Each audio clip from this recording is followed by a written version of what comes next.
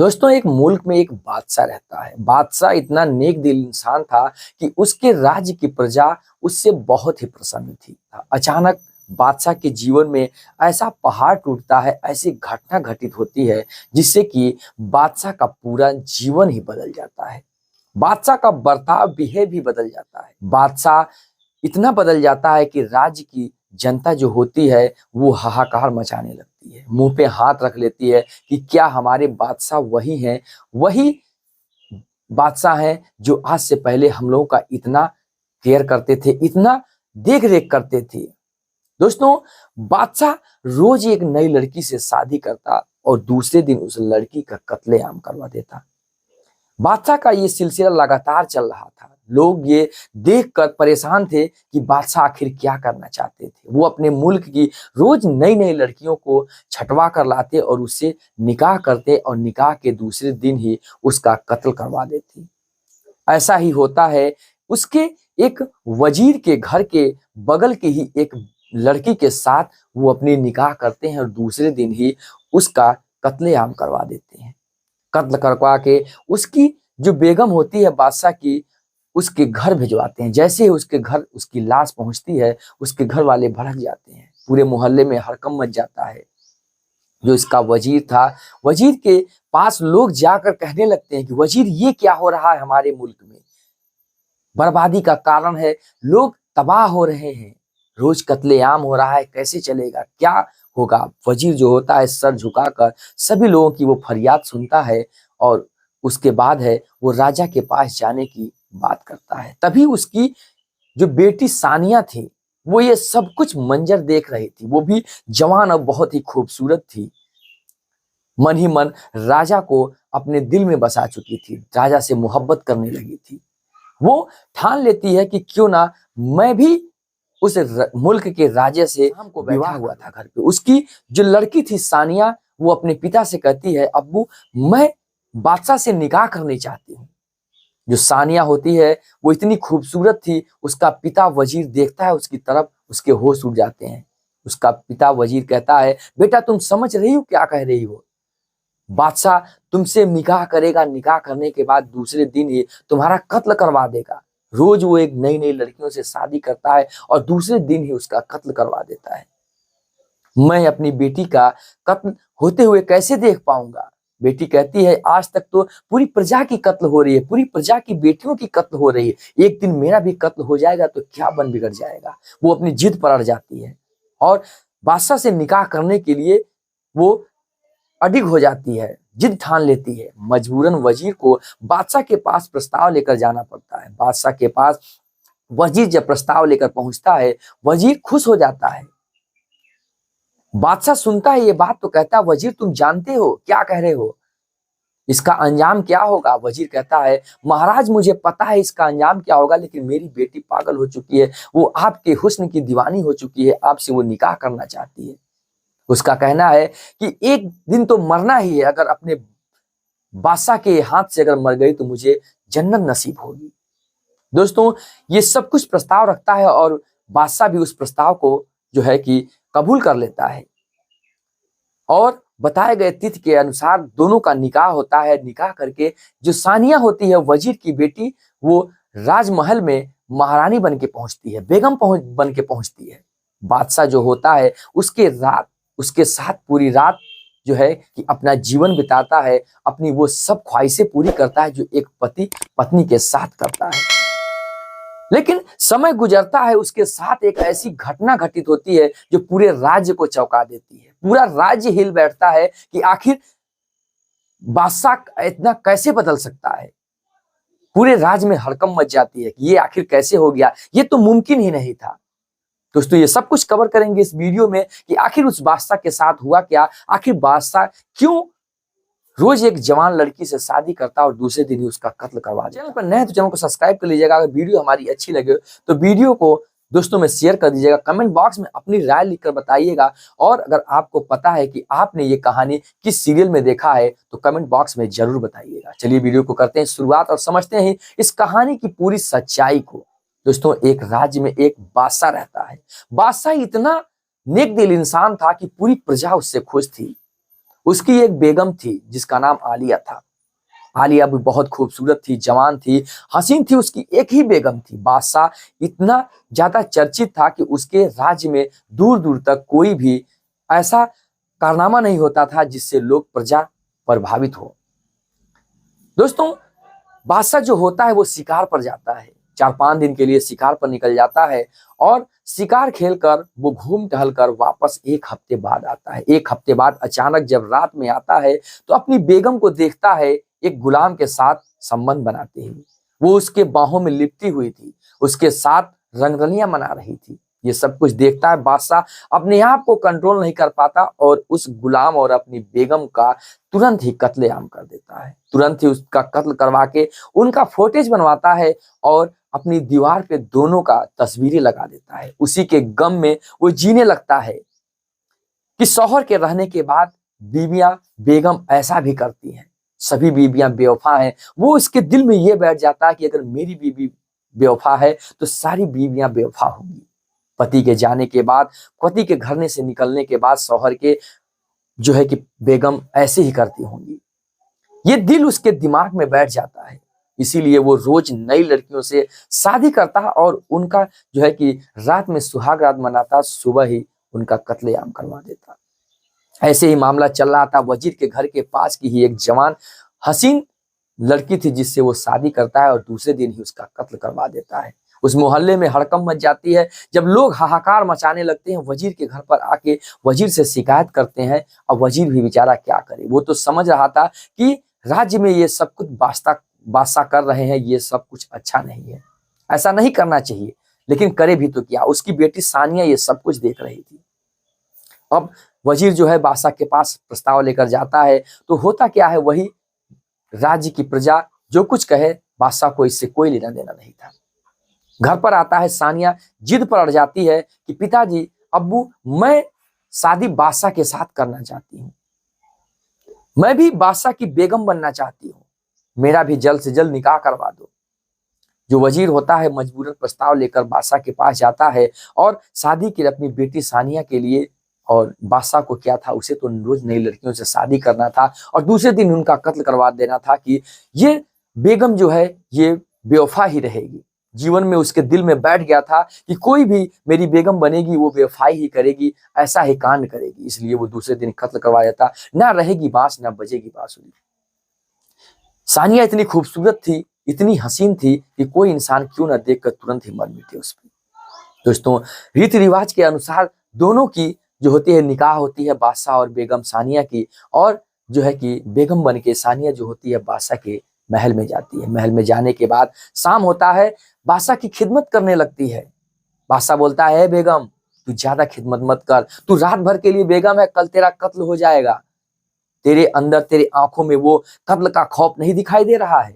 बेगम कहती है, हे राजा, हे बादशाह, अभी मैं तुम्हारी बेगम हूं, आप मेरे जो है कि पति हैं, आप मेरे जो शौहर हैं। रात भर के लिए मैं तुम्हारी हूं, तुम हमारे हो, मैं जो चाहूं वो तुम्हारे साथ कर सकती हूँ, तुम्हारी जो खिदमत कर सकती हूँ। आप सुबह मेरा कत्ल करवाएंगे, तब तक के लिए मैं पत्नी हूं। उसकी सारी खिदमत करती है।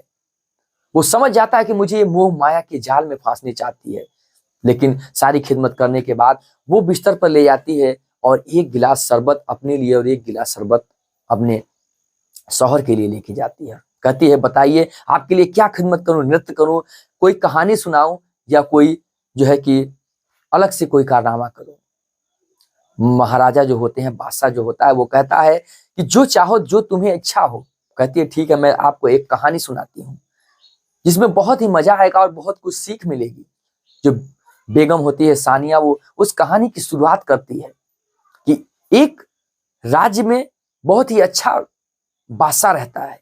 उसके राज्य में एक ताजिर था।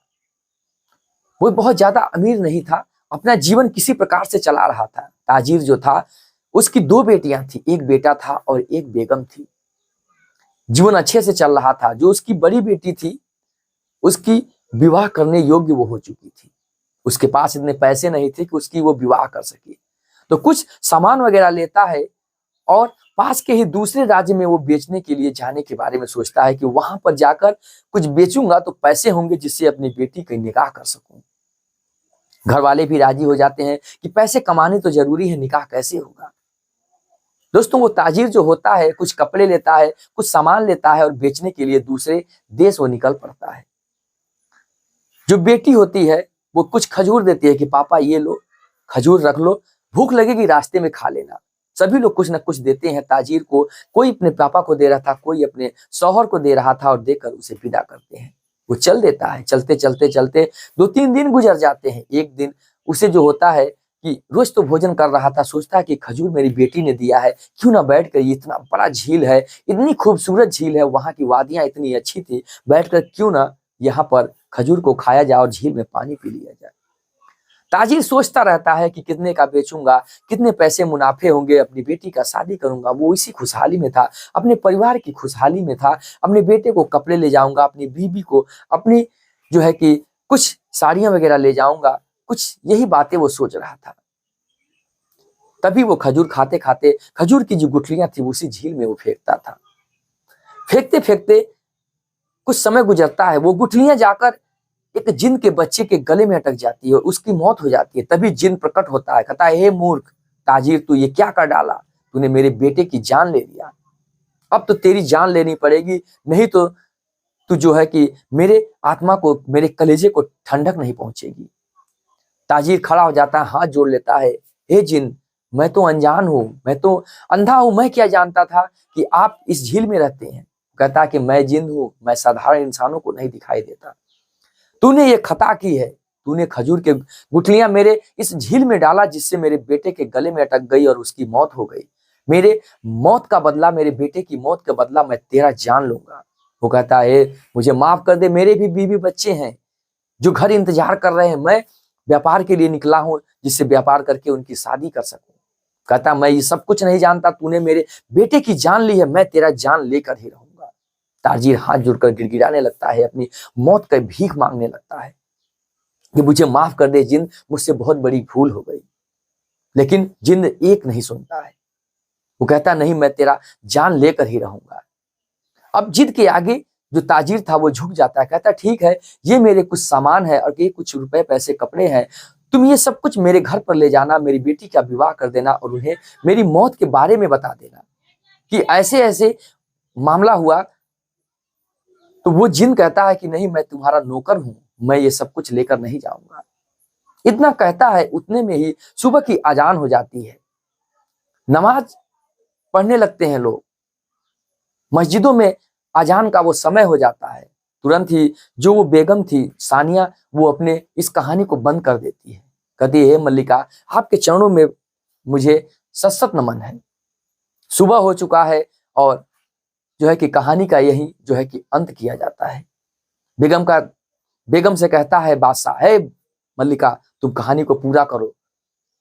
जो बेगम होती है वो कहती है, कहानियां दिन में नहीं सुनाई जाती है, अब तो सुबह हो चुका है, अब आपके उस कत्ल का समय हो चुका है, आप चलिए मुझे कत्ल कर दीजिए। बादशाह कहता है, नहीं बेगम, तुम इस कहानी को पूरा करो। उस जिन ने उसकी जान ली या नहीं, आखिर ताजिर के साथ क्या हुआ। अब वो जानना चाहता था कि आखिर ताजिर के साथ हुआ क्या, लेकिन बेगम उसे अपने जाल में फांस चुकी थी। बेगम कहती है, नहीं, सुबह हो चुका है, दिन हो चुका है, कहानियां दिन में नहीं सुनाई जाती हैं। जो बादशाह होता है वो कहता है कि ठीक है, आज तुम्हारी मैं जान बख्श रहा हूं, अगले दिन तुम्हारा जान लूंगा, तुम कहानी कल फिर रात होगी फिर सुनाना। जो बादशाह होता है अपने काम के सिलसिले में चला जाता है। बेगम उसके ही महल में रहती है, सानिया। फिर शाम होता है, रात होती है। बादशाह जो होता है शाम को आता है घूम टहल के, और जो उसकी बेगम सानिया होती है उसकी जो है कि खिदमत करने लगती है, उसके जूते उतारती है, उसके पैर धुलती है, उसके लिबास उतारने लगती है। बादशाह कहता है, ए बेगम, ज्यादा मुझे अपने प्यार के जाल में मत फांस, मुझे मोह माया के बंधन में मत मार। ये तो मेरे नौकर चाकर रोज करते हैं, तुम्हें बस एक रात की और तू मेहमान है, उसके बाद तेरा कत्ल हो जाएगा, तू ये सब मत कर।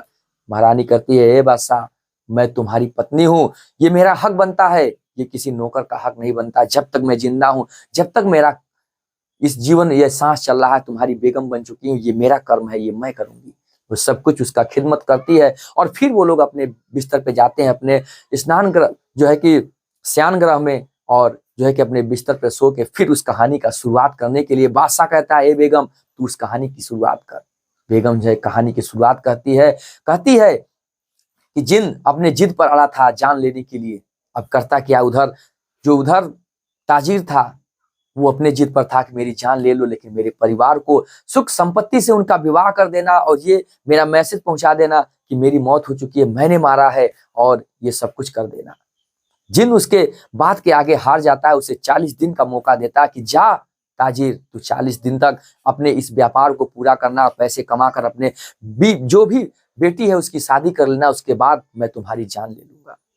ताजिर जो होता है उसे सत्संग नमन करता है उस जिन को, और वहां से निकल जाता है व्यापार के लिए। व्यापार में बहुत ही लाभ होता है, बहुत सारे पैसे कमाता है, और उसे इतने सारे जो है कि ग्राहक मिलते हैं कि जल्द से जल्द ही उसका सारा सामान बिक जाता है। वो पैसे से इतना खुश था, उसको इतनी मुनाफा हुआ था कि वो 2 गुना सोचा था, उसे 4 गुना तक मुनाफा हुआ था।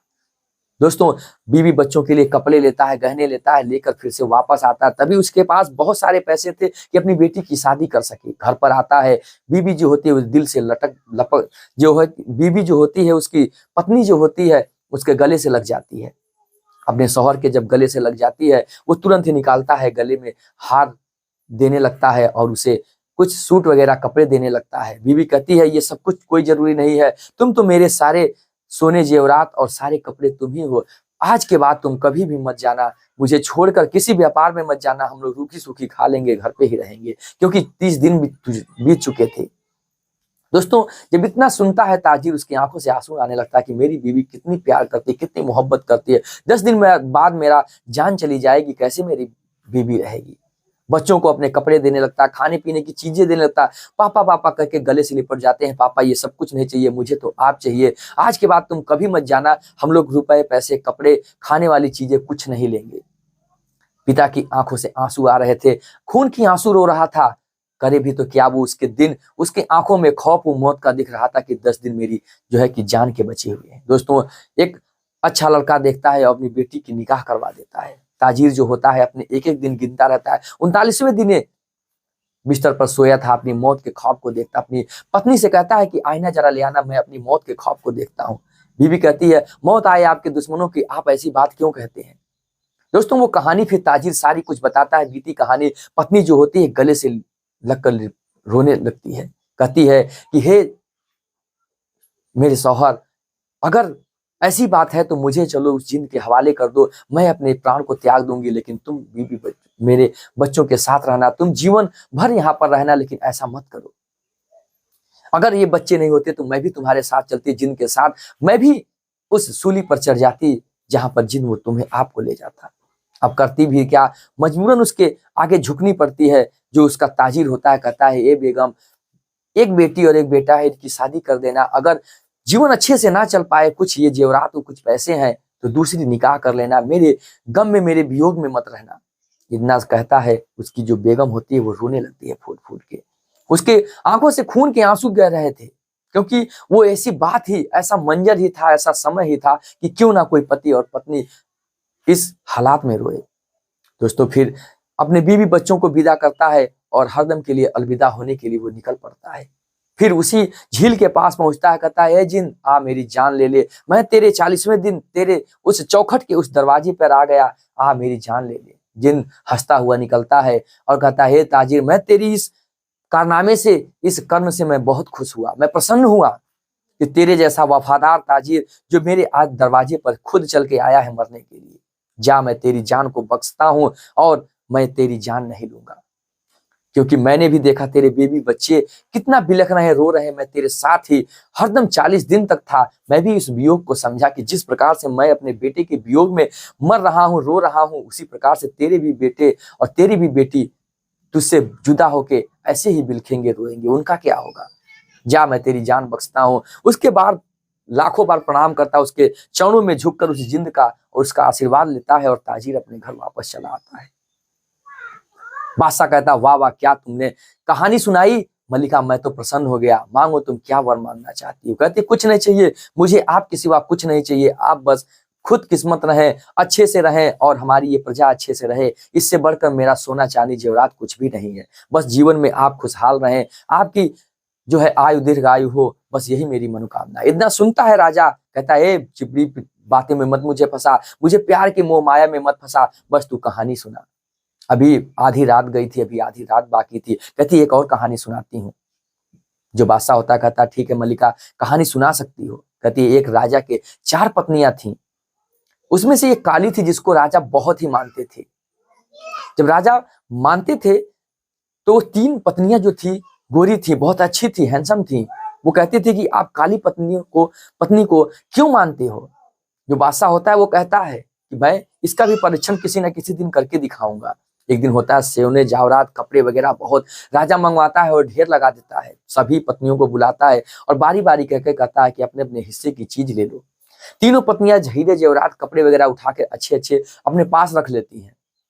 जो सांवली पत्नी थी, जो सबसे छोटी वाली सबसे लास्ट की पत्नी थी, वो उठती है और राजा को अपने गले से लगा लेती है कि मेरे लिए सोने जेवरात और कपड़े आप ही हो। आप जीवन में हंसी खुशी से रह रहे हो, आप प्रसन्न हो तो मेरे लिए सब कुछ वही है।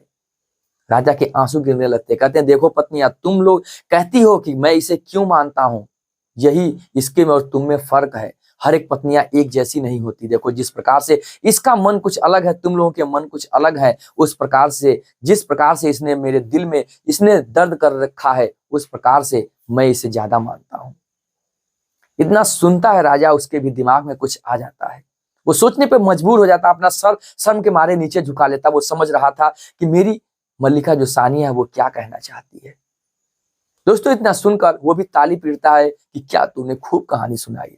दोस्तों गुस्से में राजा आता है और वो दोनों तस्वीर गुलाम और अपनी बेगम की जो है कि तलवार से उठाता है और फाड़ काट देता है। इतने टुकड़े करता है कि उसकी तस्वीर फट के नुच चुकी थी। वो समझ जाता है, उस खून के आंसू रोने लगता है और उस अपनी बेगम सानिया को गले से लगा लेता है कि आज तुमने मेरी आंखों को खोल दी। ना जाने कितनी बेगमों का मैं बेकसूर बेगमों की खून कर देता, जान ले लेता। तुमने आज आंख खोल दी कि हर एक पत्नी हर एक बीवी एक जैसी नहीं होती, हर एक बीवी चरित्रहीन नहीं होती। कुछ लोग होते हैं जरूर ऐसा कर्म करने पर मजबूर होते हैं या फिर जानबूझ के करते हैं। उस राजा की आंख खुल चुकी थी, उस बादशाह की आंख खुल चुकी थी, जिसकी वजह से वो अपने पछतावे को देख रहा था, समझ रहा था। सुबह ऐलान करता है पूरे राज्य में कि मैं इसे धूमधाम के साथ इससे निकाह करूंगा। फिर से धूमधाम के साथ निकाह करता है और अपने घर पे जो है कि खुशहाली से ले आता है। और वो सिलसिला बंद हो चुका था, रोज रानियों से शादी करना, दूसरे दिन उसका कत्ल करवा देना।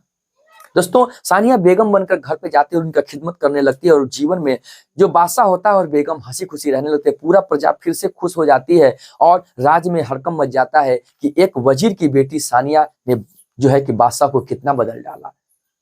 उसने अपने जान को जोखिम में डालकर राजा को बदल दिया और इतना बड़ा जो है कि कांड होने से बचा लिया। दोस्तों कहानी सुनाने का मकसद हमारा किसी की भावनाओं को ठेस पहुंचाना नहीं, बल्कि आपको जागरूक करना है कि घटना किसी के साथ हो सकती है। दोस्तों ऐसी इंटरेस्टिंग और इमोशनल कहानी लेकर मैं रोज आता हूं। उससे पहले आपसे छोटी सी रिक्वेस्ट है, चैनल पर नया तो चैनल को सब्सक्राइब कर लीजिएगा और कमेंट में अपनी राय लिखकर बताइएगा कि ये सीरियल आप ये कहानी किस सीरियल में देखे हैं। दोस्तों फिर मिलेंगे ऐसे इंटरेस्टिंग और इमोशनल कहानी लेकर। जय हिंद, जय भारत, वंदे मातरम।